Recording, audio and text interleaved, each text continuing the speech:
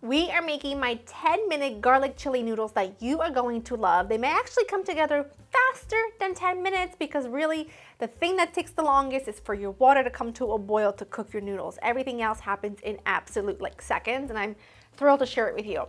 I've got my little baby saucepan here with some vegetable oil. You want to use any neutral oil, like a vegetable, a canola, something like maybe even avocado oil, a sunflower oil. Something that's very, very neutral is what you want to use here.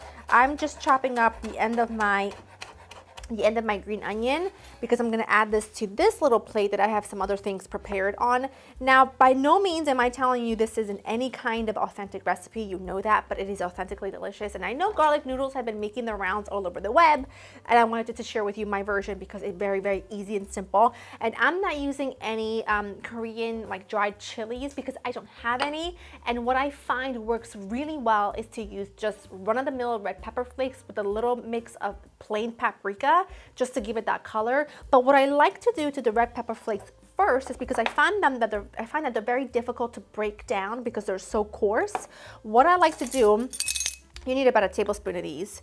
And it's really not necessary, but I find that it does make such a difference. I like to put them in a little more pesto here, and I like to just crush them up a little bit, and it just kind of breaks them down slightly. I'm not gonna just pulverize them completely, but it just breaks them down enough so that it makes them just a little bit easier to eat, if you will, because they do retain their crunch and their shape and texture, which is a good thing, but I think breaking them down does help just a tiny bit, but you don't have to do that if you don't want to.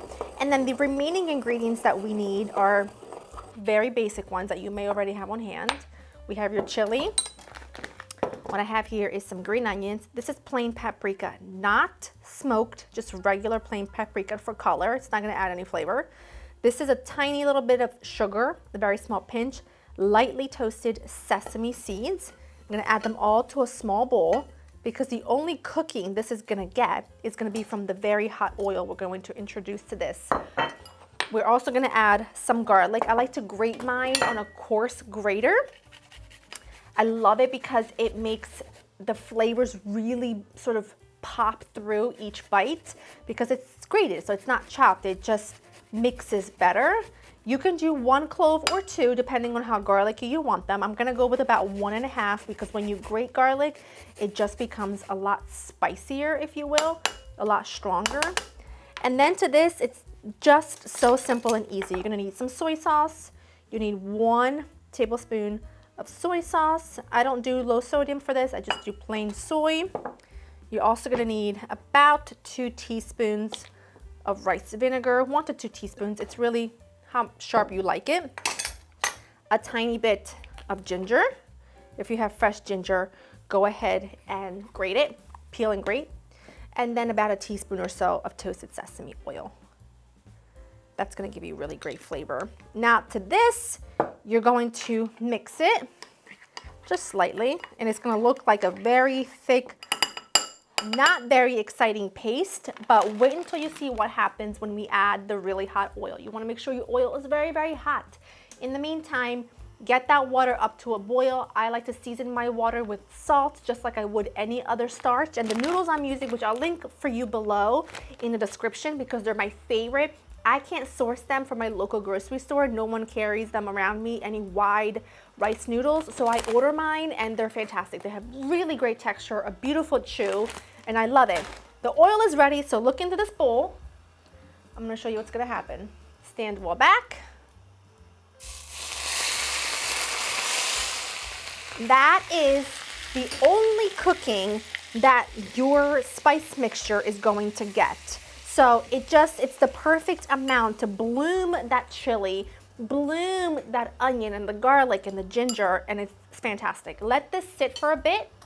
When when the water comes to a boil, I'm gonna drop in my noodles and cook according to package instructions, and I'll meet you here when they're ready. My noodles are cooked. I drained them and I placed them back into the same pot, and I kind of just zhuzh it around like that because I want to let any water to sort of evaporate from those noodles so that the oil spice mixture really sticks. And when you eat this, you understand why it's like a go-to. And this can be a complete meal if you add some ground turkey, ground chicken, ground pork, some seared tofu, anything like that. Look at that gorgeous color. Add some steamed vegetables in here and it is a complete meal, and it is sensational and delicious and vibrant and absolutely everything that you want from a spicy garlic noodle that is just pungent with flavor. And when you serve it, I love that. When you serve it, make sure you add some extra sesame seeds and extra scallions on there, like extra green onions on there. Put that away, clean up the bowl a little bit. And it really is worth going through the step of lightly toasting those sesame seeds at first so that you get just like a really beautiful nutty flavor that is just sensational.